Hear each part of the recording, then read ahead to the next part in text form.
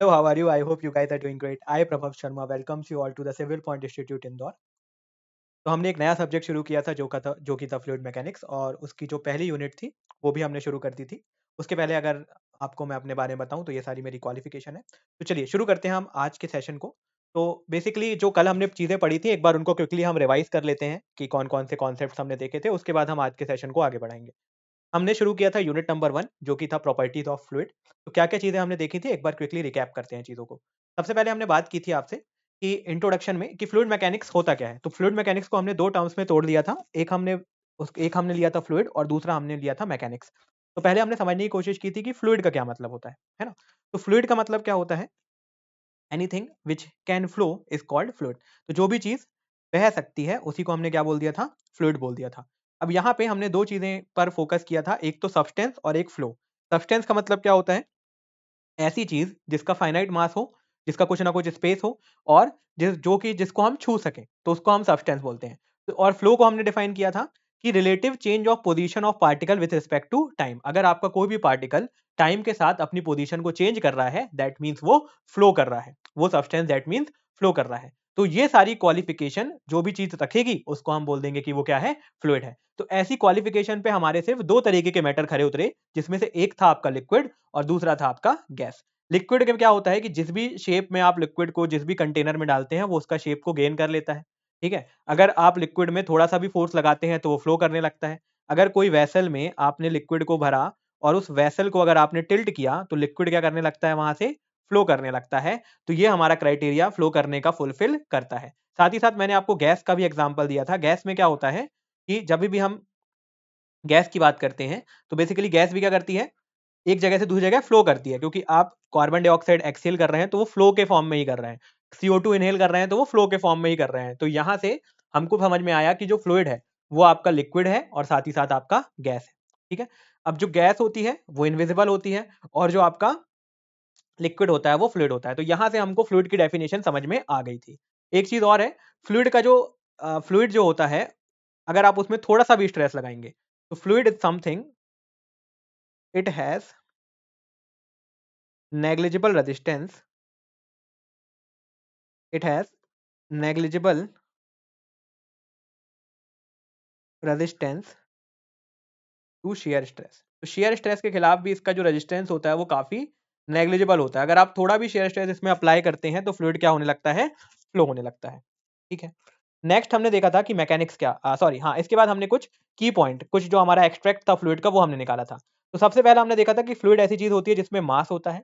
उसका खुद का कोई शेप और साइज़ नहीं होता है, जिस भी कंटेनर में आप उसको पोर करते हैं या भरते हैं, उस कंटेनर का वो शेप और साइज़ ले लेता है। अगर आप किसी वेसल में डालते हैं तो वेसल का शेप और साइज़ ले लेता है, कंटेनर में डालें, टंकी में डालें, जहाँ भी डालेंगे उसको उस शेप का वो हो जाता है। और एक सबसे इम्पोर्टेंट चीज़ जो यहाँ पे हमको समझ में आई थी, वो ये समझ में आई थी कि फ्लूइड एक ऐसी चीज़ होती है, जो अपने खुद के वेट के इन्फ्लुएंस की वजह से बहती है। सॉलिड को अगर आप रख देंगे तो वो अपने वेट के इन्फ्लुएंस में कभी भी फ्लो नहीं करेगा। But when we talk about fluid, तो इट विल गेट ये जो होगा वो फ्लो होने लगेगा अपने खुद के वेट की वजह से। तो ये कुछ हमारा एक्सट्रैक्ट था, कुछ हमारा क्रक्स था फ्लूइड के बारे में। नेक्स्ट हमने बात की थी मैकेनिक्स के बारे में। तो मैकेनिक्स क्या होता है आपका? मैकेनिक्स होता है कि study of forces and their effects on body. Study of forces and their effects on body is known as mechanics. ठीक है? तो मैकेनिक्स में हम जो फोर्सेस हैं उनके बारे में स्टडी करते हैं और किसी भी बॉडी में उन फोर्सेस की वजह से क्या चेंजेस आए हैं उसके बारे में भी हम स्टडी करते हैं। ठीक है? अब मैकेनिक्स को हमने फर्दर क्लासिफाई किया था 3 तरीके से। अगर हम सॉलिड के केस में बात करते हैं तो हमारा होता था सोम और सॉलिड मैकेनिक्स, जिसको हम इंजीनियरिंग मैकेनिक्स भी बोलते हैं। और अगर हम लिक्विड की बात करते हैं तो उसको हम बोलते हैं फ्लूइड मैकेनिक्स। ठीक है? तो ये 2 चीज़ें और हमको यहाँ से समझ में आ रही थी। अब जो आपका सॉलिड मैकेनिक्स होता है वो रिजिड बॉडी के लिए होता है। यानी कि रिजिड बॉडी क्या होती है आपकी?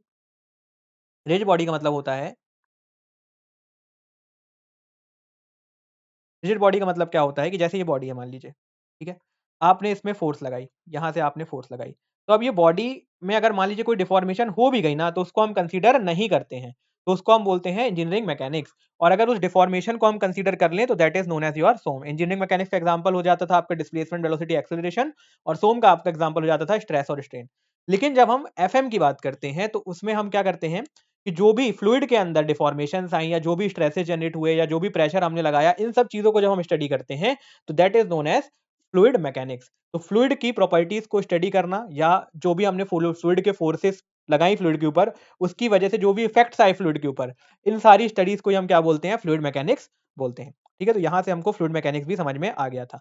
अब इसको हमने फर्दर क्लासिफाई किया था फ्लूइड मैकेनिक्स को 3 तरीके से। एक आता है आपका फ्लूइड स्टैटिक्स, जिसमें हम फ्लूइड जो होता है हमारा वो रेस्ट कंडीशन में होता है। फ्लूइड की हम स्टडी तो करते हैं, पर किस कंडीशन में करते हैं? रेस्ट कंडीशन में करते हैं।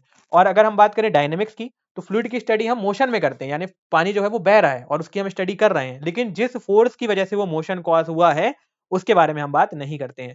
और अगर हम फ्लूइड काइनेटिक्स की बात करें, तो इसमें क्या होता है कि जिस फोर्स की वजह से वो मोशन आया है, जो पानी बह रहा है, जिस फोर्स की वजह से वो बह रहा है, उसको भी कंसीडर करते हैं। और study of fluid in motion, यानी कि स्टडी तो हम करते हैं फ्लूइड की मोशन में ही, लेकिन जिस फोर्स की वजह से वो मोशन हुआ है उसको भी स्टडी करते हैं। तो that is known as your fluid kinetics. चलिए, तो ये तो हमारी कुछ जनरल बातें हो गई कि फ्लूइड की क्या होता है, फ्लूइड मैकेनिक्स क्या होता है। एक हमने ब्रीफ इंट्रोडक्शन के तरीके से समझा कि फ्लूइड मैकेनिक्स होता क्या है। फिर हमने देखा कि अगर हमको फ्लूइड को स्टडी करना है, तो फ्लूइड को हम दो तरीके से स्टडी कर सकते हैं। एक होती है हमारी माइक्रोस्कोपिक अप्रोच और एक होती है हमारी मैक्रोस्कोपिक अप्रोच। अगर मैं माइक्रोस्कोपिक अप्रोच के बारे में बात कर रहा था, तो उसके मैं क्या कर रहा था कि मेरा जो फ्लूइड के अंदर जो मॉलिक्यूल्स प्रेजेंट हैं, सिंगल सिंगल मॉलिक्यूल्स की स्टडी कर रहा था। सिंगल सिंगल जो मेरे मॉलिक्यूल्स थे, सिंगल सिंगल मॉलिक्यूल्स की स्टडी कर रहा था, तो उसको मैं क्या बोलता हूं? Microscopic approach. पर आप मुझे बताइए, क्या ये हमारे लिए पॉसिबल है कि फ्लूइड के अंदर इतने सारे मॉलिक्यूल हैं और सारे मॉलिक्यूल्स की स्टडी करना हमारे लिए पॉसिबल नहीं है? तो सबसे ज्यादा प्रैक्टिकल फॉर्म क्या होगा कि फ्लूइड को हम एज अ होल स्टडी करें, यानी फ्लूइड को हम एक ही मॉलिक्यूल या एक ही जैसा कंसीडर करके, अलग अलग मॉलिक्यूल ना समझकर एक ही मॉलिक्यूल समझकर अगर स्टडी करें, तो that would be easier for us. जो हम वो क्या होगा हमारे लिए? इजियर होगा और ज्यादा कन्वीनियंट होगा। तो उसको हम बोलते हैं मैक्रोस्कोपिक अप्रोच। अब ये हमें कैसे पता चलेगा कि कब हमको फ्लूइड को माइक्रोस्कोपिक अप्रोच के जैसे फॉलो करना है, कब हमको मैक्रोस्कोपिक अप्रोच के जैसे फॉलो करना है? तो हमने बोला कि अगर फ्लूइड के बीच में कोई भी स्पेस, फ्लूइड के पार्टिकल के बीच में अगर कोई भी स्पेस नहीं है, एक फ्लूइड पार्टिकल और दूसरे फ्लूइड पार्टिकल के बीच में अगर कोई भी स्पेस प्रेजेंट नहीं है, तो हम फॉलो करेंगे मैक्रोस्कोपिक अप्रोच। लेकिन अगर एक फ्लूइड के पार्टिकल और दूसरे फ्लूइड के पार्टिकल के बीच में ढेर सारा स्पेस है, यानी कि स्पेस प्रेजेंट है, तो हम फॉलो करेंगे माइक्रोस्कोपिक अप्रोच। ठीक है, ये तो हमको पता चल गया कि हाँ, माइक्रोस्कोपिक कब करेंगे और मैक्रोस्कोपिक। अब ये कैसे पता करेंगे कि फ्लूइड के पार्टिकल के बीच में स्पेस है कि नहीं है? फ्लूइड के पार्टिकल्स के बीच में स्पेस है कि नहीं है? तो वो हमें बता रहा था कौन? नुटसन्स नंबर। वो हमें कौन बताता था? नुटसन्स नंबर। तो हमने क्या किया? हमने समझने की कोशिश कर ली। अगर हम मैक्रोस्कोपिक अप्रोच समझ गए, तो माइक्रो हमें अपने आप आ जाएगी। जहां पे हम मैक्रो अप्लाई नहीं कर पाएंगे, वहां माइक्रो अपने आप अप्लाई हो जाएगा। पर फ्लूइड में हम क्या करते हैं? मैक्रोस्कोपिक अप्रोच ही फॉलो करते हैं, क्योंकि जब मैक्रोस्कोपिक हम अप्रोच हमें बोलती है कि फ्लूइड क्या है? कंटिन्यूअस है। फ्लूइड एज अ कंटिन्यूअम, है ना? कई बार हम देख सुनते हैं ये वर्ड, फ्लूइड एज अ कंटिन्यूअम, यानी फ्लूइड क्या है? कंटिन्यूअस है। और अगर फ्लूइड कंटिन्यूअस है, तभी हम उसमें वेरियस जो मैथमेटिकल ऑपरेशन है वो परफॉर्म कर पाते हैं, चाहे आपका डिफरेंशिएशन हो, चाहे इंटीग्रेशन हो। तो हमको ये मानकर चलना होता है कि फ्लूइड कैसा है? कंटिन्यूअस अप्रोच है। तो मैक्सिमम केसेस में हम क्या लेते हैं? फ्लूइड को कंटिन्यूअस लेकर चलते हैं और मैक्रोस्कोपिक अप्रोच को फॉलो करते हैं। पर हमको कैसे पता चलेगा कि मैक्रोस्कोपिक अप्रोच को फॉलो करना है कि नहीं करना है? तो वो हमको पता चलता था नुटसन्स नंबर से, है ना? ये सारी चीजें हमने देखी थी, है ना? ये तो आपको समझ में आ गई होंगी। नुटसन नंबर हमें बताता है कि अगर आपकी नुटसन नंबर क्या होता है? रेशियो होता है आपका mean free path upon characteristic length का। नुटसन नंबर क्या होता है आपका? रेशियो होता है मीन फ्री पाथ और कैरेक्टरिस्टिक लेंथ का। मतलब जैसे मान लीजिए ये एक मॉलिक्यूल है, ये एक मॉलिक्यूल है और एक ये मॉलिक्यूल है। ये मॉलिक्यूल जाके इससे टकराया और फिर ये मॉलिक्यूल आके इससे टकराया। तो इन कंसेक्यूटिव टकराने के बीच का ये जो डिस्टेंस है, this distance is known as your mean free path. और इतने फ्लूइड को मान लीजिए मैं स्टडी कर रहा था, है ना? यहाँ से लेके यहाँ तक के फ्लूइड को मैं स्टडी कर रहा था, तो यही मेरी क्या हो जाती है? यही मेरी हो जाती है कैरेक्टरिस्टिक लेंथ। यही क्या हो जाती है? मेरी कैरेक्टरिस्टिक लेंथ। तो इनका जो रेशियो होता है, इसी को मैं क्या बोलता हूँ? इसी को मैं बोलता हूँ नुटसन्स नंबर। तो अगर नुटसन नंबर की वैल्यू 0.01 से कम है, ठीक है? अगर नुटसन नंबर की वैल्यू 0.01 से कम है, तो मैं क्या बोलूंगा कि मेरा फ्लो कैसा है? तो मेरा फ्लो कैसा है? कंटिन्यूअस है। ठीक है, अब ये नुटसन नंबर की वैल्यू 0.1 का मतलब क्या है कि जो आपका मीन फ्री पाथ है ना, वो जो मीन फ्री पाथ है वो बहुत कम है। मीन फ्री पाथ बहुत कम है और आपकी लेंथ ज्यादा है, तो कम अपॉन ज्यादा क्या होता है? बहुत कम होता है। कम अपॉन ज्यादा क्या हो जाता है? बहुत कम हो जाता है। तो अगर आपके नुटसन नंबर की वैल्यू बहुत कम है, यानी फ्लूइड के बीच का जो डिस्टेंस है वो बिल्कुल प्रेजेंट नहीं है। और अगर फ्लूइड के बीच के पास डिस्टेंस प्रेजेंट नहीं है, तो उसी को तो हम क्या बोलते हैं? Fluid as a continuum. तो ये सारी चीजें हमने पिछले सेशन में देखी थी। इस सेशन में थोड़े से और एडवांस चीजों के बारे में बात करेंगे, लाइक आपका नो स्लिप कंडीशन क्या होता है, किस तरीके से नो स्लिप कंडीशन को पता लगाया जा सकता है। तो ये सारी चीजें इस सेशन में हम देखने वाले हैं। ठीक है, तो ये सारी चीजें इस कंडीशन में हम इस सेशन में देखेंगे। तो ये मैंने यहाँ पे आपको बोला केस नंबर 1, जब नुटसन नंबर की वैल्यू 0.01 से कम है, तो इसी को मैं नो स्लिप कंडीशन भी बोल रहा हूँ। अब ये नो स्लिप कंडीशन क्या है? नो स्लिप कंडीशन का मतलब क्या होता है? ये तो आपको समझ में आ गया ना, फ्लूइड एज अ कंटीन्यूअम क्या होता होगा ना, ये समझ में आ गया होगा। अब बात कर रहे हैं हम नो स्लिप कंडीशन के बारे में। तो नो स्लिप कंडीशन का मतलब होता है कि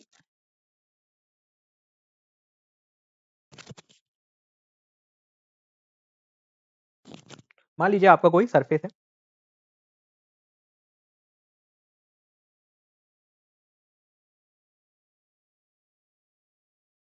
ये आपका कोई एक सरफेस है, ठीक है? इस सरफेस के ऊपर जब फ्लूइड पार्टिकल आया, इस सरफेस के ऊपर अगर फ्लूइड पार्टिकल आया, ये मान लीजिए फ्लूइड पार्टिकल इस सरफेस के ऊपर आया, तो वो इस सरफेस से चिपक गया, ठीक है? वो क्या हुआ? इस सरफेस से चिपक गया। इसके ऊपर जब हमारा फ्लूइड पार्टिकल आया, ये हमारा फ्लूइड अगर फ्लो कर रहा है, तो वो सरफेस से क्या हो गया? चिपक गया। यानी सरफेस पे जो फ्लूइड की वेलोसिटी है वो किसके बराबर हो गई? 0 के बराबर हो गई, है ना? तो इस कंडीशन को हम क्या बोलते हैं? नो स्लिप कंडीशन, यानी फ्लूइड का पार्टिकल स्लिप नहीं कर पा रहा। एक ही कंडीशन, एक ही जगह पे आकर रुक गया है, तो this condition is known as no slip condition. इसी कंडीशन को हम क्या बोलते हैं? No slip condition. इसी कंडीशन को हम बोल देते हैं नो स्लिप कंडीशन। समझ में आया होगा, सिंपल है कि जब फ्लूइड का पार्टिकल आपके सरफेस पे आकर चिपक जाता है, यही हमारा बाउंड्री लेयर में भी कॉन्सेप्ट होता है, वहां पे हम और अच्छे से देखेंगे। पर अभी के लिए सिर्फ इतना ही समझिए आप कि जब फ्लूइड का पार्टिकल सरफेस पे आकर चिपक जा रहा है, वहां पे उसकी जो वेलोसिटी है वो 0 हो जा रही है। तो नो स्लिप कंडीशन के केस में जो नुटसन नंबर की वैल्यू होगी वो किसके बराबर होगी? नुटसन नंबर की वैल्यू जब हमारी नुटसन नंबर की वैल्यू जब 0.01 से कम होगी।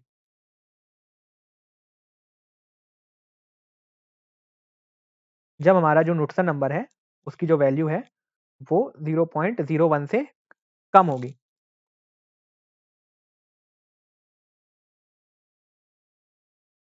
तो उस कंडीशन को हम बोलते हैं नो स्लिप कंडीशन। सिंपल है। चलिए केस 2 देखते हैं हम। केस 1 में तो सब चीजें क्लियर हो गई होंगी हमको।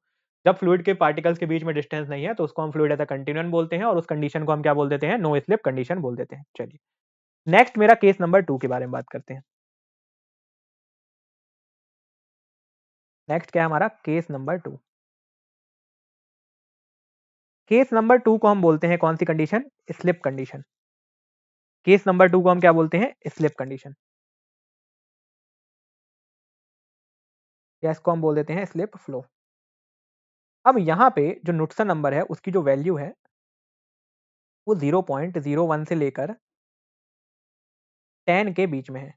नुटसन नंबर की वैल्यू जो है वो 0.01 से लेकर अगर 10 के बीच में है, तो that condition is known as slip condition. इसमें क्या हो रहा है?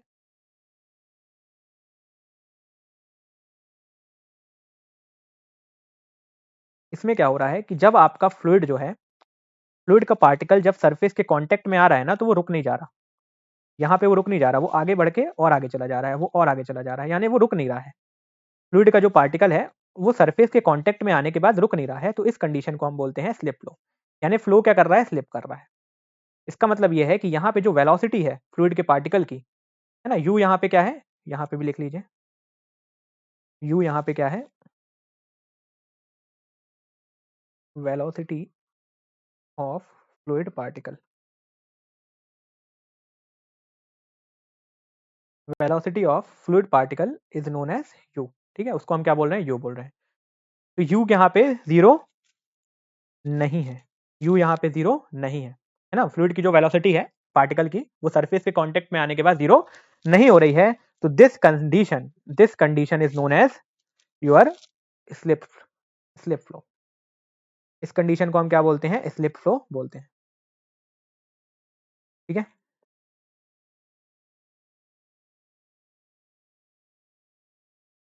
इस कंडीशन को हम क्या बोलते हैं? स्लिप फ्लो बोलते हैं।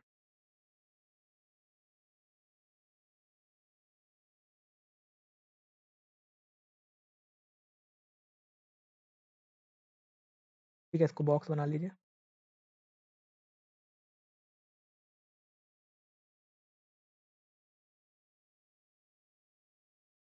चलिए थर्ड कंडीशन आता है केस नंबर 3, है ना, लास्ट केस है, इसके बाद फिर आगे बढ़ेंगे।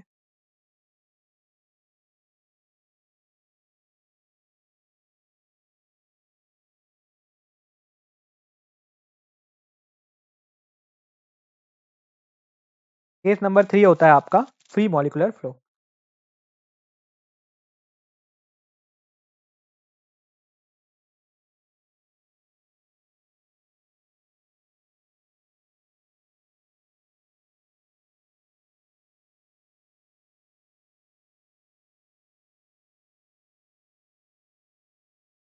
केस नंबर 3 होता है आपका free molecular flow.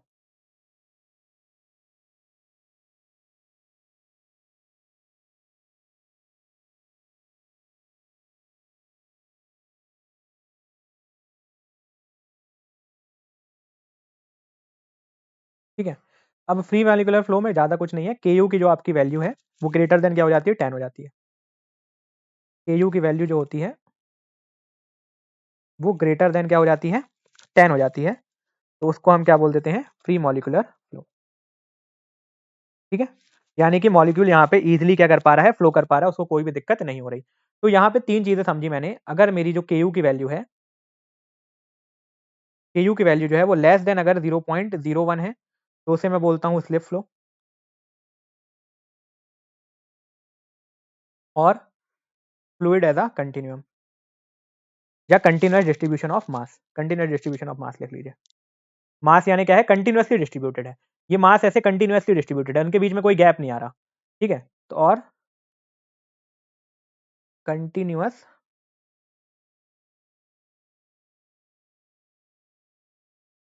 Distribution of continuous distribution of mass, यानी कि मास जो है वो कंटिन्यूअसली क्या है, डिस्ट्रीब्यूशन है, डिस्ट्रीब्यूटेड है ना। इसको हम यहाँ पे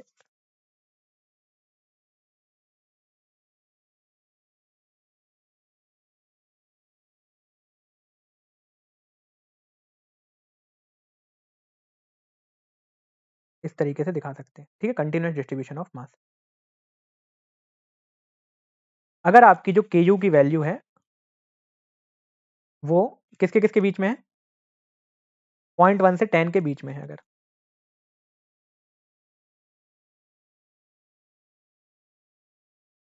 तो उसको हम बोलते हैं कौन सी कंडीशन,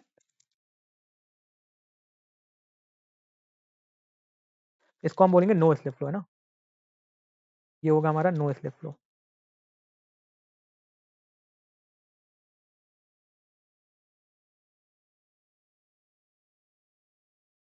और इसको हम बोलेंगे स्लिप फ्लो।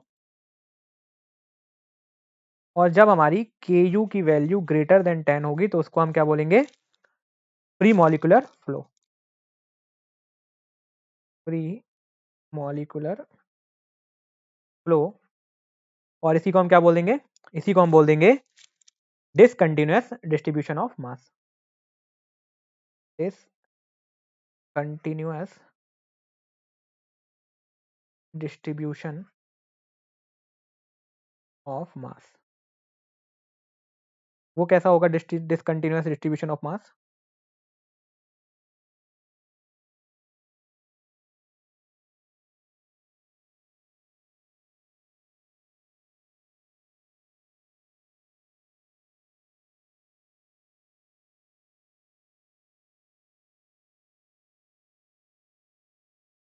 इस तरीके से होगा आपका डिसकंटिन्यूअस डिस्ट्रीब्यूशन ऑफ मास।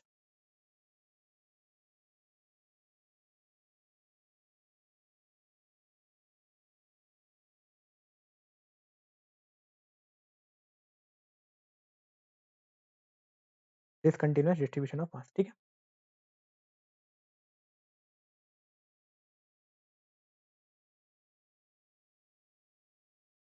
ठीक है। चलिए, तो ये आपको समझ में आ गया होगा। चलिए नेक्स्ट हम बात करते हैं फोर्सेस ऑन अ फ्लूइड। तो ये आपको समझ में आ गया न्यूटन नंबर के हिसाब से किस तरीके से हम बता सकते हैं कि हमारा फ्लूइड जो है वो कंटिन्यूअस है या डिसकंटिन्यूअस है। ठीक है। इस तरीके से हम बता सकते हैं कि जो हमारा फ्लूइड है वो कंटिन्यूअस है या डिसकंटिन्यूअस है। नेक्स्ट हमारा क्या आता है, नेक्स्ट हमारा आता है फोर्सेस ऑन फ्लूइड। किस तरीके की फोर्सेस हमारी फ्लूइड में लग सकती हैं। Forces and on fluid.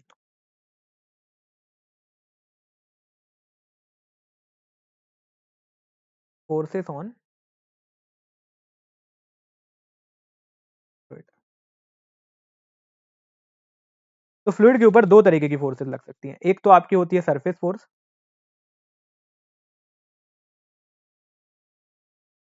एक होती है आपकी सरफेस फोर्स, और एक होती है आपकी बॉडी फोर्स।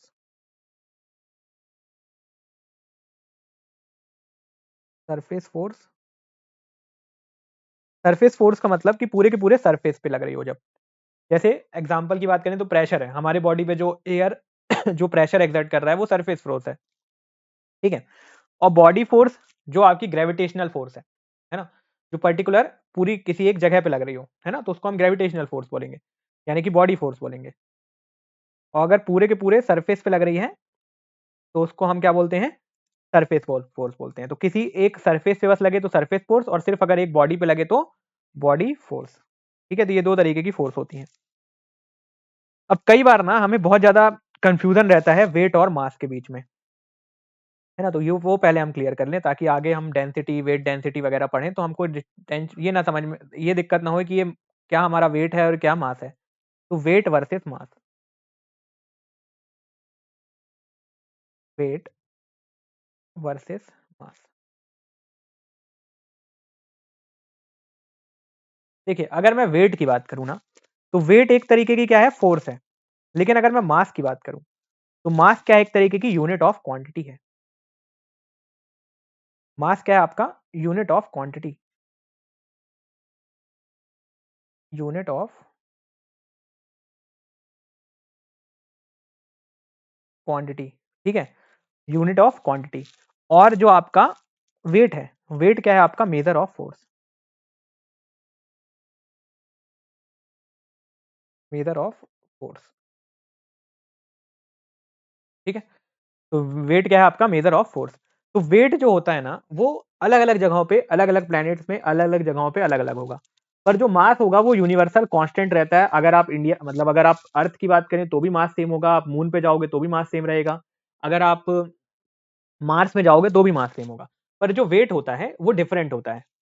वो जो होता है वो डिपेंड करता है आप वहां पे ग्रेविटेशनल फोर्स कितनी है। तो जो वेट होता है वो क्या होता है, वेट होता है आपका mass into gravity, mass into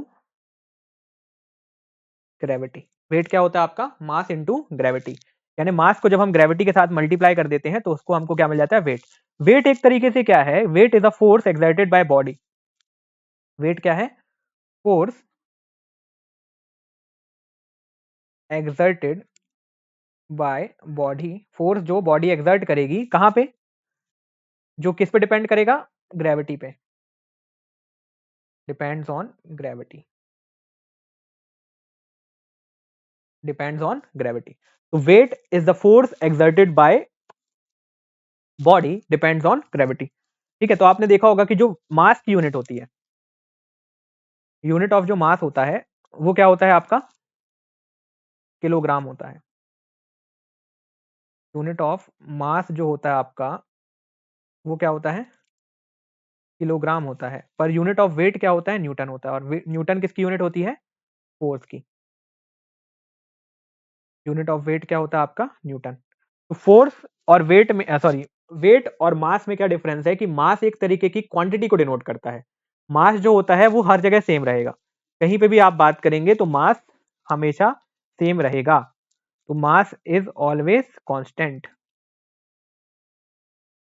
mass is always constant. Weight depends on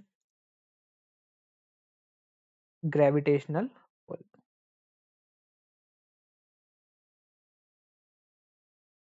जो वेट है वो किस पे डिपेंड करता है, ग्रेविटेशनल पुल पे। तो कई बार क्वेश्चन में हमसे, ये बहुत बेसिक सी चीज है वैसे, पर क्वेश्चन में कई बार गलतियां हो जाती हैं, इसलिए हम इसको एक बार क्लियर कर लिया, ठीक है। तो वेट और मास में आपको डिफरेंस समझ में आ गया। वेट क्या होता है आपका, एक तरीके का फोर्स होता है। मास आपका एक तरीके की क्वांटिटी होती है, मेजर ऑफ क्वांटिटी होती है।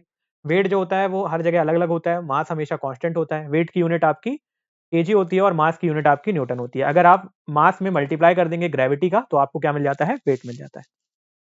चलिए, तो नेक्स्ट अब हम शुरू करते हैं हमारा जो चैप्टर है, वो है आपका प्रॉपर्टीज ऑफ फ्लूइड, है ना। इसी चैप्टर का जो नेक्स्ट पार्ट है, जहां से हमारा मेनली इंपॉर्टेंट पार्ट शुरू होता है अब, वो है आपका properties of fluid.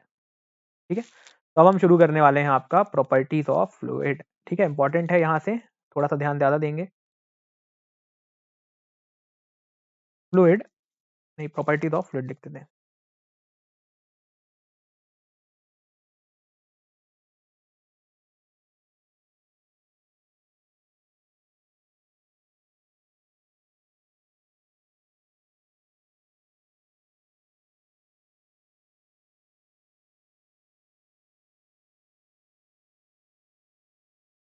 Properties of fluid. ठीक है, प्रॉपर्टीज ऑफ फ्लूइड में अलग अलग तरीके की प्रॉपर्टीज होती हैं। ठीक है, प्रॉपर्टीज ऑफ फ्लूइड में आपका सरफेस टेंशन हो गया, आपका वेट डेंसिटी हो गया, आपका डेंसिटी हो गया, स्पेसिफिक ग्रेविटी हो गया, विस्कोसिटी हो गया, बल्क मॉडुलस हो गया, वेपर प्रेशर हो गया। ये सारी प्रॉपर्टीज ऑफ फ्लूइड के अंदर ही आता है। तो एक एक करके सारी चीज़ों को समझते हैं। सबसे पहले समझने की कोशिश करते हैं कि डेंसिटी क्या होता है। ठीक है, फिर डेंसिटी के बाद हम समझेंगे वेट डेंसिटी, स्पेसिफिक ग्रेविटी। धीरे धीरे करके हम चीज़ों को और अच्छे से देखेंगे। तो पहले हम समझने की कोशिश करते हैं कि डेंसिटी क्या होता है।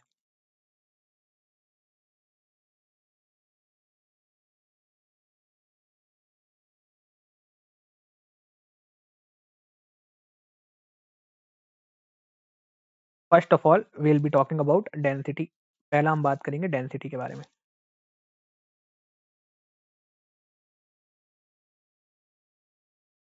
तो जनरल भाषा में अगर सिंपली हम डेंसिटी को समझने की बात करें, तो डेंसिटी क्या होता है वैसे तो मास अपॉन वॉल्यूम। पर वो तो आपकी कौन सी बात हो गई, वो तो फॉर्मूले से रिलेटेड बात हो गई। डेंसिटी का मतलब होता है कंपैक्टनेस। इट मीन्स कंपैक्टनेस, यानी कि किसी एक अवेलेबल स्पेस में किसी भी चीज की कितनी क्वांटिटी है, क्या आता है ये, मास अपॉन वॉल्यूम।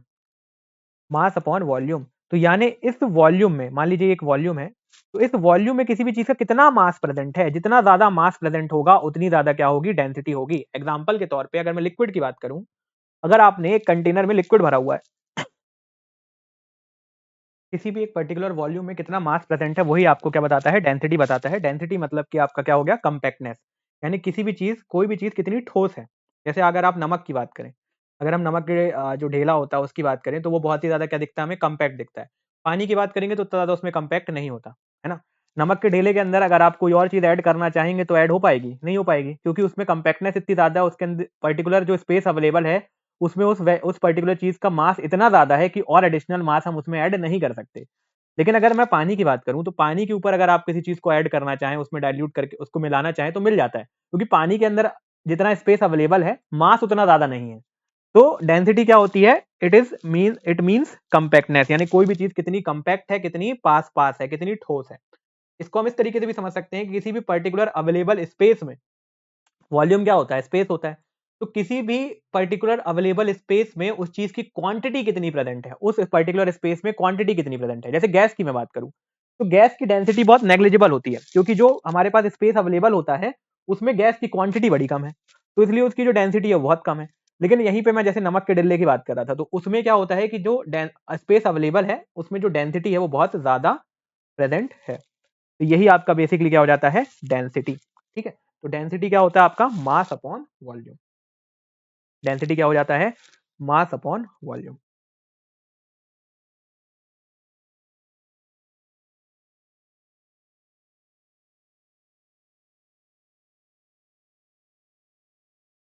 यहीं पे इसको बना लेते हैं।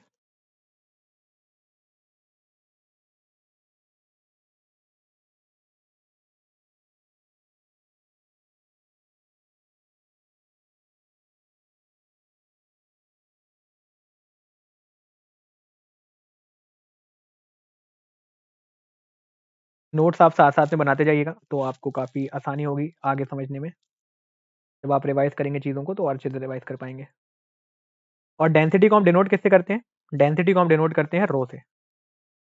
डेंसिटी को हम डिनोट किससे करते हैं, रो से।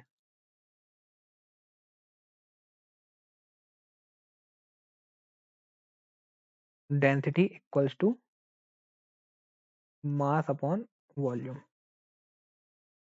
ठीक है, तो मास क्या हो गया आपका, मास हो गया आपका क्वांटिटी, और वॉल्यूम हो गया आपका स्पेस अवेलेबल। तो जो डेंसिटी होती है वो डायरेक्टली प्रोपोर्शनल होती है किसके, मास के। As mass increases, density increases. तो जैसे जैसे आपका मास इंक्रीज होता है वैसे वैसे क्या इंक्रीज हो सकता है, आपका डेंसिटी भी इंक्रीज होता जाता है।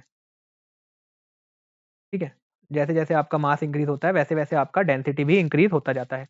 डेंसिटी को हम डिनोट किससे करते हैं, डेंसिटी को हम डिनोट करते हैं रो से। Rho equals to mass upon volume. ऐसा यूनिट क्या हो जाएगी डेंसिटी की,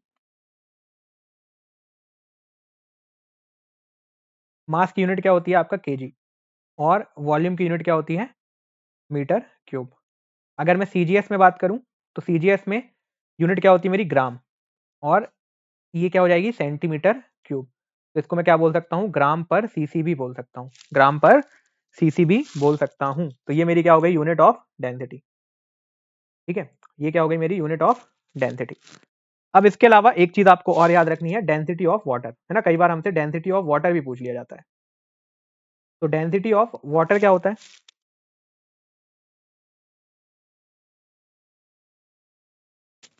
देखिए प्रॉपर्टीज ऑफ फ्लूइड में एक चीज हम और डिस्कस कर सकते थे। बेसिकली प्रॉपर्टीज ऑफ फ्लूइड दो तरीके की होती है, एक आपकी इंटेंसिव और एक्सटेंसिव। चलिए मैं आगे बता दूंगा आपको। ठीक है, अभी हम डेंसिटी कर लेते हैं, डेंसिटी के बाद फिर मैं आपको बताता हूँ कि एक्सटेंसिव और इंटेंसिव प्रॉपर्टीज क्या होती हैं।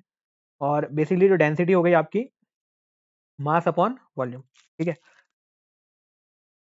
यहाँ पे एक चीज आपको और याद रखना है, वो याद रखना है डेंसिटी ऑफ वाटर।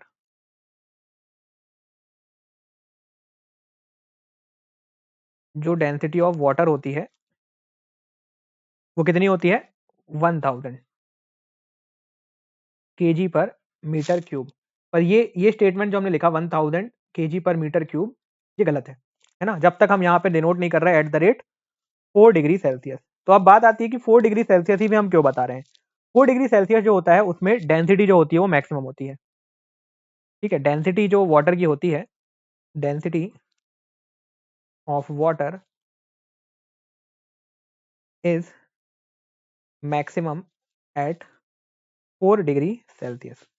अगर आप टेम्परेचर को 4 डिग्री सेल्सियस से इंक्रीज करेंगे तो भी डेंसिटी कम हो जाएगी, और अगर आप टेम्परेचर को 4 डिग्री सेल्सियस से कम करेंगे तो भी डेंसिटी डिक्रीज हो जाएगी। इफ वी इंक्रीज और decrease temperature from 4 degree Celsius, density of water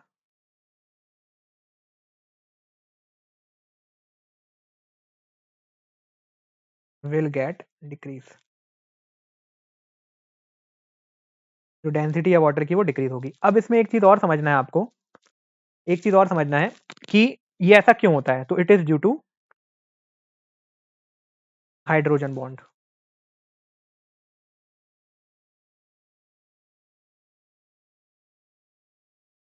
ठीक है, और एक चीज और यहाँ पे आप ये भी लिख सकते हैं कि जो स्पेसिफिक एनर्जी होती है वाटर की वो मिनिमम होती है 4 डिग्री सेल्सियस पे। इसलिए डेंसिटी और जो स्पेसिफिक एनर्जी होते हैं वो एक दूसरे के इनवर्सली प्रोपोर्शनल होते हैं। तो इसलिए जो डेंसिटी होती है वो मैक्सिमम होती है 4 डिग्री सेल्सियस पे। ठीक है, या आप ये बोल सकते हैं कि specific volume of water is minimum at 4 degree Celsius, hence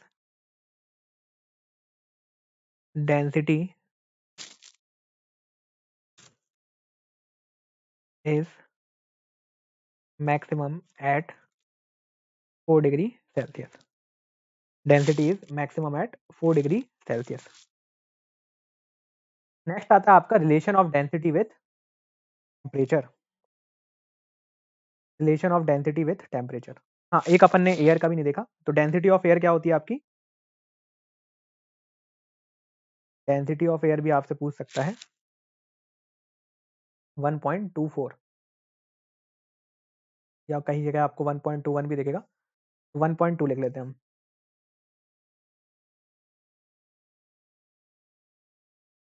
density of air equals to 1.2 KG per metre cube. अब इसमें भी आपको टेम्परेचर बताना जरूरी है at standard temperature and pressure. At standard temperature and pressure, जो कि जनरली हम 20 डिग्री सेल्सियस लेते हैं। ठीक है, एक चीज तो ये सारी चीजें आपको पता होना चाहिए जब भी हम डेंसिटी के बारे में बात करते हैं। अब relation of density with temperature.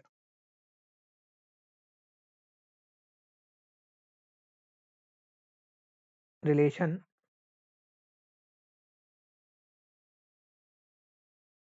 Of density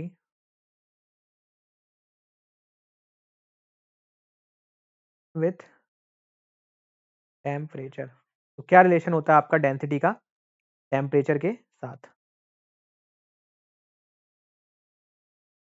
तो अगर आप टेम्परेचर इंक्रीज करते हैं तो डेंसिटी का क्या रिलेशन होगा, है ना? तो ये भी हमको पता होना काफी जरूरी है। तो आप मुझे बताइए, जब आप बर्फ का टुकड़ा लेते हैं और उसमें टेम्परेचर इंक्रीज करते हैं तो डेंसिटी कम होती है ज्यादा होती है? बर्फ किस में कन्वर्ट हो जाती है? पानी में। तो अगर आप टेम्परेचर को इंक्रीज करते हो तो जो डेंसिटी है वो क्या होती है? डिक्रीज होती है। और अगर आप टेम्परेचर को डिक्रीज करते हो तो बर्फ बनना चालू हो जाती है, यानी कि डेंसिटी जो होती है वो क्या हो जाती है? इंक्रीज होती है। तो डेंसिटी और टेम्परेचर कैसा है? इनवर्स का रिलेशनशिप है। ठीक है, तो density and temperature are inversely proportional.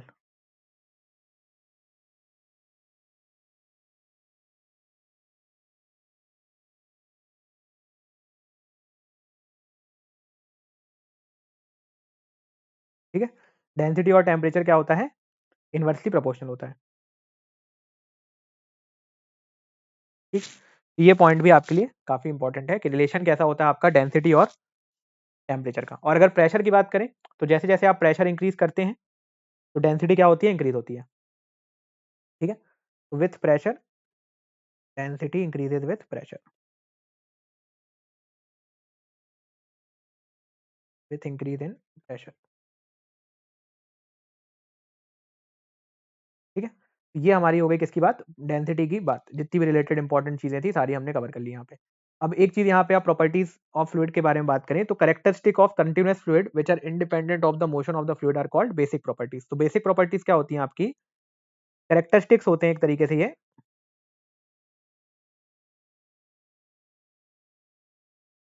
But characteristics of continuous fluid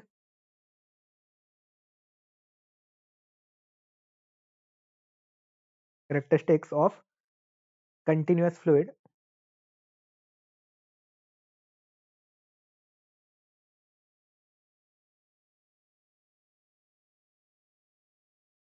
which are independent of the motion of the fluid।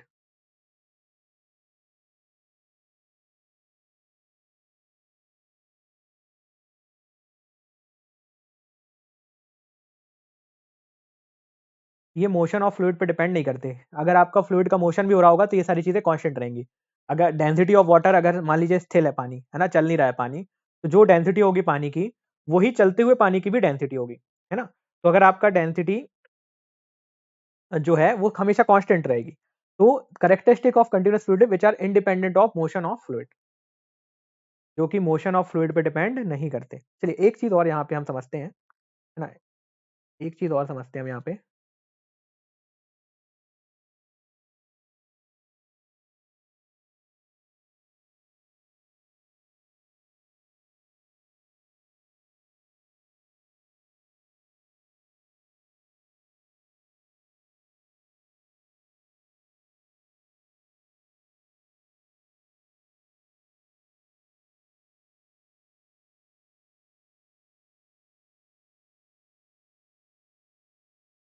एक हम समझते हैं इंटेंसिव और एक्सटेंसिव प्रॉपर्टीज ऑफ फ्लूइड, है ना। ये प्रॉपर्टीज ऑफ फ्लूइड समझने के पहले एक हम समझते हैं कौन कौन सी टाइप्स ऑफ प्रॉपर्टीज होती हैं। बेसिकली जब मैं फ्लूइड प्रॉपर्टीज की बात करता हूँ तो दो तरीके की प्रॉपर्टीज की बात करता हूँ। एक तो हो गया आपका इंटेंसिव प्रॉपर्टीज और एक हो गया आपका एक्सटेंसिव प्रॉपर्टीज, है ना। तो समझने की कोशिश करते हैं कि इंटेंसिव प्रॉपर्टीज क्या होता है और एक्सटेंसिव प्रॉपर्टीज क्या होता है। तो जब भी हम फ्लूइड प्रॉपर्टीज की बात करते हैं,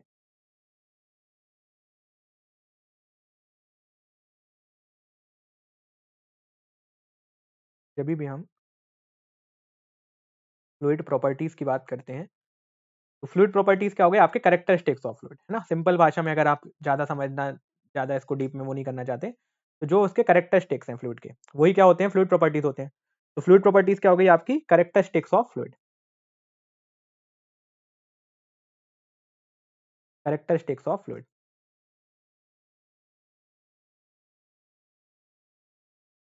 कैरेक्टरिस्टिक्स ऑफ फ्लूइड।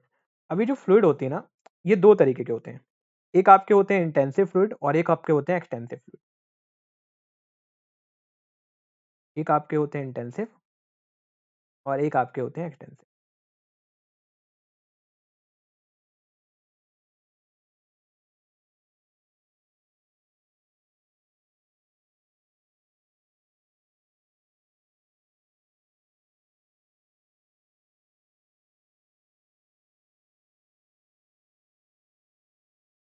इंटेंसिव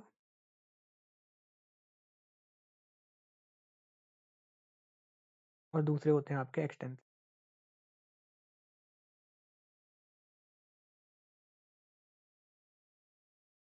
अगर मैं इंटेंसिव फ्लूइड की बात करूं, तो बेसिकली आपके जो इंटेंसिव फ्लूइड होते हैं, वो फ्लूइड होते हैं जिनकी जो प्रॉपर्टीज होती हैं वो इंडिपेंडेंट होती हैं मास के।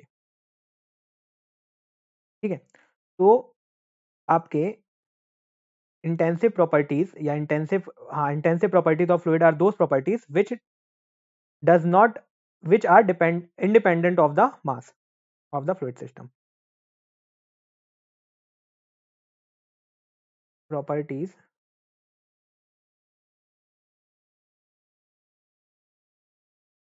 विच आर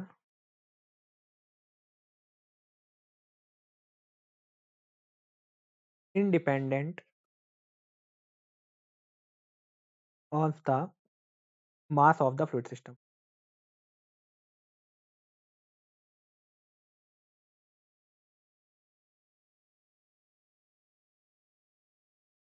उसको हम बोलते हैं इंटेंसिव प्रॉपर्टीज। एग्जाम्पल क्या हो जाएंगे इंटेंसिव प्रॉपर्टीज के, एग्जाम्पल आपके हो जाते हैं टेम्परेचर, प्रेशर और डेंसिटी। ये कौन से हो गए आपके, टेम्परेचर मास पे डिपेंड नहीं करता, प्रेशर आपका मास पे डिपेंड नहीं करता,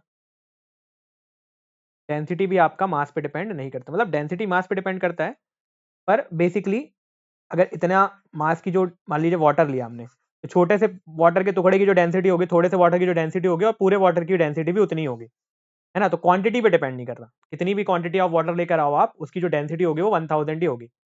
अब दूसरे होते हैं आपके कौन से, दूसरे होते हैं आपके एक्सटेंसिव प्रॉपर्टीज। एक्सटेंसिव प्रॉपर्टीज वो प्रॉपर्टीज होती हैं, extensive properties are those properties which varies या which depends on the size of the fluid. ठीक है, जो डिपेंड करते हैं साइज पे। Properties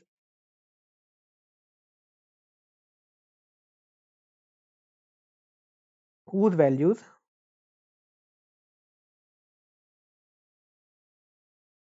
values depends on the size of the extent of the system, depends on the size और extent of the system, यानी कितना ज़्यादा है आपका फ्लूइड, उस पर डिपेंड करेगा। अगर बहुत ज़्यादा फ्लूइड होगा तो ये ज़्यादा होंगी, बहुत कम फ्लूइड होगा तो ये सारी प्रॉपर्टीज़ कम होंगी। यानी ये किस पे डिपेंड कर रहा है आपका, डिपेंड कर रहा है आपके साइज पे। तो कौन कौन से होता है, आपका मास हो गया, देन आपका वॉल्यूम हो गया, और आपका मोमेंटम हो गया। अगर कम फ्लूइड होगा तो उसका मास कम होगा, ज़्यादा फ्लूइड होगा तो उसका मास ज़्यादा होगा, कम फ्लूइड होगा तो उसका वॉल्यूम कम होगा, ज़्यादा फ्लूइड होगा तो उसका वॉल्यूम ज़्यादा होगा। तो साइज पे डिपेंड कर रहे हैं फ्लूइड के। लेकिन टेम्परेचर, अगर आप थोड़ा सा पानी लोगे तो भी उतना ही गर्म होगा, ज़्यादा पानी लोगे तो भी उतना ही गर्म होगा, थोड़ा सा पानी लोगे तो भी डेंसिटी उतनी होगी, ज़्यादा पानी लोगे तो भी डेंसिटी उतनी होगी, थोड़ा सा पानी लोगे उसकी प्रेशर भी उतनी होगा, ज़्यादा पानी लोगे उसका भी प्रेशर उतनी होगा। तो they are independent of the mass. लेकिन जब जो मास पे डिपेंड करते हैं उसको हम बोलते हैं एक्सटेंसिव प्रॉपर्टीज। कुछ ऐसी प्रॉपर्टीज होती हैं जो कि क्या होती है, इंटेंसिव और एक्सटेंसिव दोनों होती हैं। ठीक है, तो वो कौन कौन सी होंगी आपकी, विस्कोसिटी, सरफेस टेंशन, तो उसके बारे में हम आगे बात करने ही वाले हैं। ठीक है, तो ये सारी चीजें आपको पता होनी चाहिए। ठीक है, ये सारी चीजें हमें पता होनी चाहिए जब भी हम बात करते हैं किसके बारे में, फ्लूइड के बारे में। चलिए नेक्स्ट, अगर मैं बात करूं आपसे, प्रॉपर्टीज ऑफ फ्लूइड हमने शुरू किया, डेंसिटी की बात कर ली है ना, डेंसिटी का रिलेशनशिप देख लिया आपका, चाहे टेम्परेचर हो, प्रेशर हो, सबके साथ। हाँ, एक चीज और पता होनी चाहिए हमको, वो होता है आपका डायमेंशन यूनिट, है ना, डायमेंशन ऑफ काफ़ी पूछा जाता है आपका ये।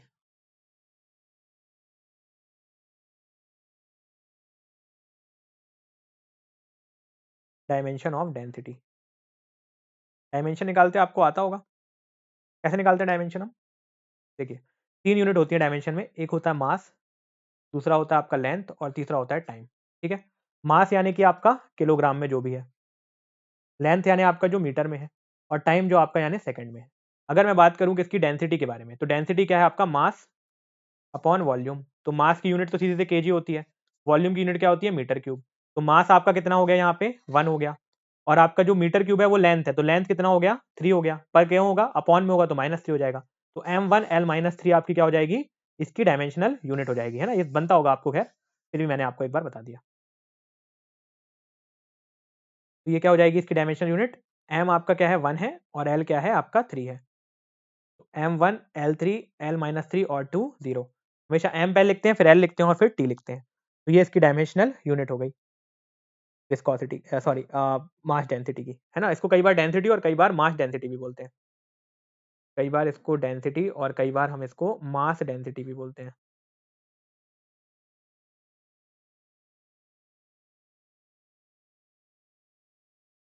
कई बार हम इसको डेंसिटी बोलते हैं और कई बार हम इसको मास डेंसिटी बोलते हैं। चलिए, तो ये सारी चीज़ें हो गई हमारी। इसके बाद हमारा नेक्स्ट आता है क्या? स्पेसिफिक ग्रेविटी, तो वो हम नेक्स्ट सेशन में देखेंगे, है ना? इस सेशन के लिए इतना ही रखते हैं। नेक्स्ट सेशन में इसके आगे की जो चीज़ें हैं, उनके बारे में हम बात करेंगे।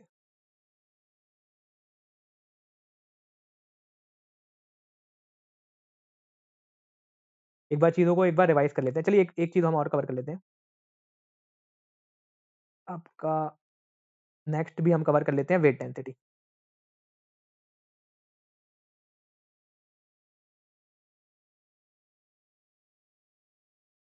नेक्स्ट आपका क्या है? Weight density. लगभग-लगभग ये आपका डेंसिटी का ही पार्ट है, बस उसको डेंसिटी को आपने मल्टीप्लाई कर दिया किससे? ग्रेविटी से। डेंसिटी को आपने किससे मल्टीप्लाई कर दिया? ग्रेविटी से, तो हमें क्या मिल जाती है? वेट डेंसिटी मिल जाती है। तो डेंसिटी मल्टीप्लाइड बाय, इसको कई बार हम क्या बोल देते हैं? स्पेसिफिक वेट भी बोल देते हैं।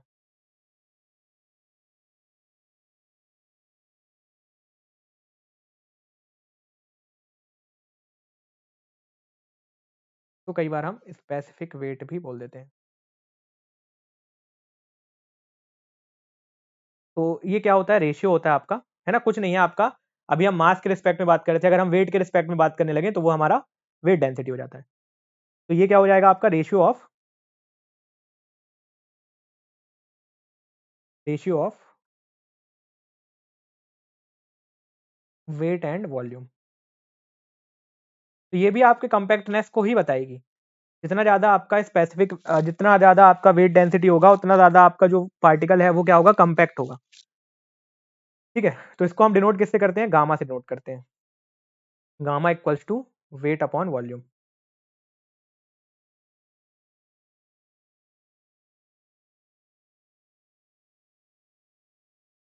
Wait density equals to weight upon volume, denote करते हैं गामा से डब्ल्यू अपॉन, ठीक है? इसको और क्या लिख सकते हैं? इसको और क्या लिख सकते हैं?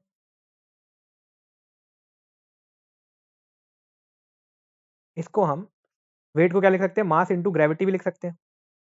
वेट क्या होता है आपका? अभी मैंने बताया था आपको, मास इंटू ग्रेविटी अपॉन वॉल्यूम। तो ये जो आपका मास अपॉन वॉल्यूम है, ये जो आपका मास अपॉन वॉल्यूम है, इसको मैं क्या लिख सकता हूँ? डेंसिटी लिख सकता हूँ।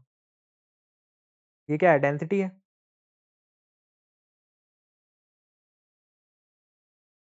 ये क्या है? डेंसिटी है। तो मेरा जो फॉर्मूला है वो क्या बन जाएगा? मेरा फॉर्मूला बन जाएगा मास अपॉन वॉल्यूम को मैं डेंसिटी, तो डेंसिटी इंटू ग्रेविटी लिख सकता हूँ, यानी कि रो इंटू जी भी लिख सकता हूँ। तो मेरा जो गामा का फॉर्मूला मुझे मिला वो क्या मिल गया? रो इंटू जी।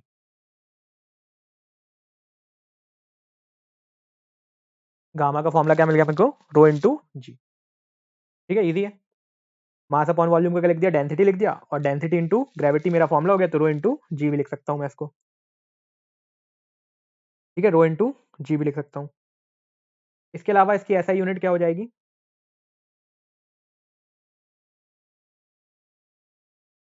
एसआई यूनिट भी हमारे को पता होना जरूरी है। तो इसकी जो एसआई यूनिट होगी,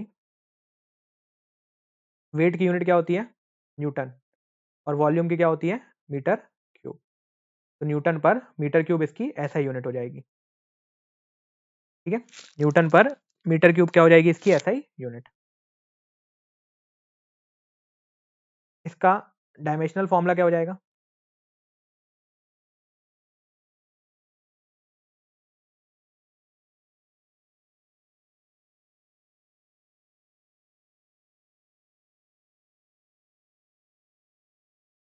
डायमेंशन क्या हो जाएगी इसकी,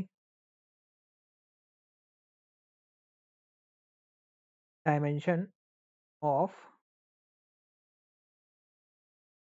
वेट डेंसिटी, ठीक है, रटने की जरूरत नहीं है, इसको निकाल सकते हैं।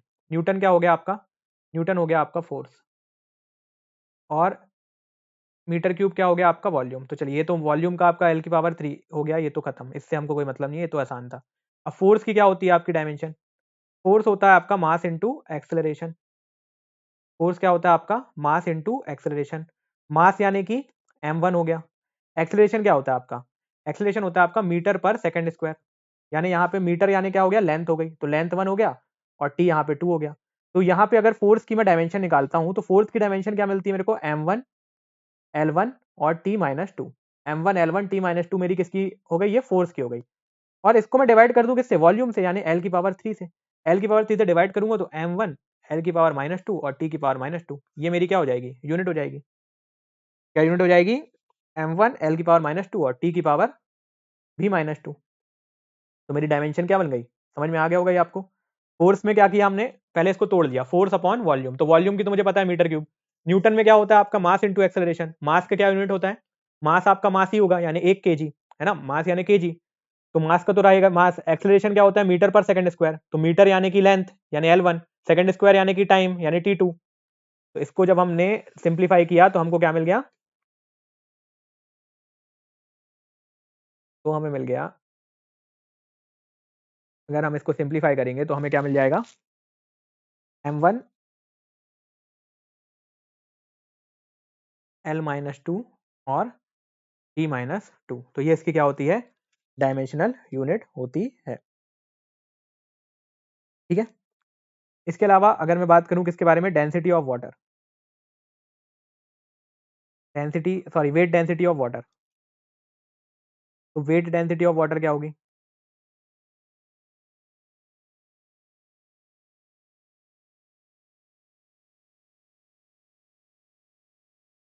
वेट डेंसिटी हो जाएगी density of water into G, density of water कितनी होती है 1000, इंटू जी कितना होता है 9.81, तो क्या हो जाएगा ये 981 न्यूटन पर मीटर क्यूब।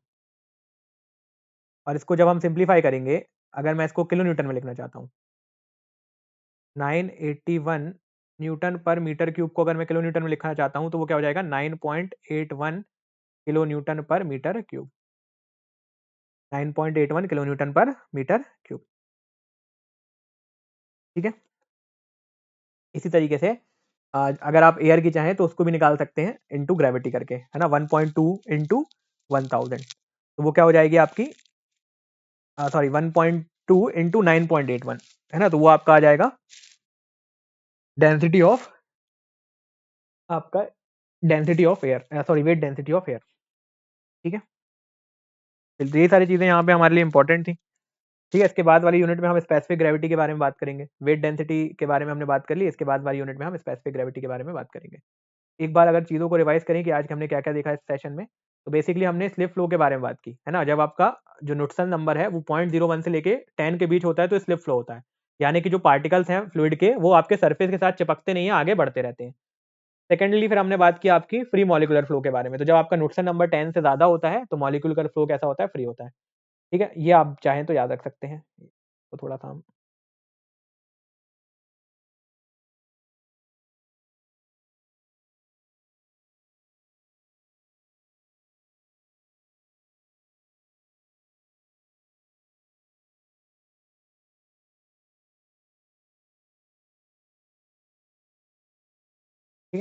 तो ये आपका ये फ्लो कंडीशंस भी आप चाहो तो याद रख सकते हो।